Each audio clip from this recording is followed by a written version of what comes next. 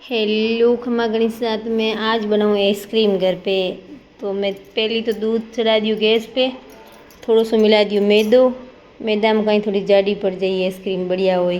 तो मतलब 10-15 मिनट में बढ़िया दूध ने गर्म कर मैदो मिला पस ऊपर में मिलाई शक्कर, 5 चम्मच शक्कर मिला दी। शक्कर मिला और 10 मिनट दूध ने गर्म करियो। जाडू जाडू पड़ गयो, मैंने पूरा गलेट वगैरह सब मिटा दिया।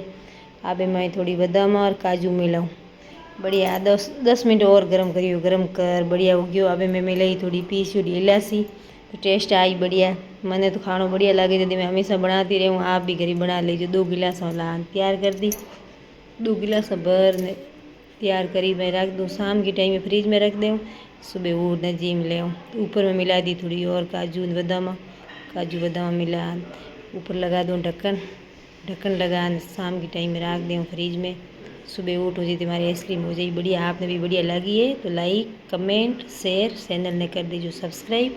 अब दिन उगी फ्रिज खोल लेना बाहर लेना। अब मैं कि खा ले हमारी आइसक्रीम केड़ी हुई। आप भी देख लो एडी जमी आइसक्रीम, आप भी घर बना लीजिए बढ़िया लगी है।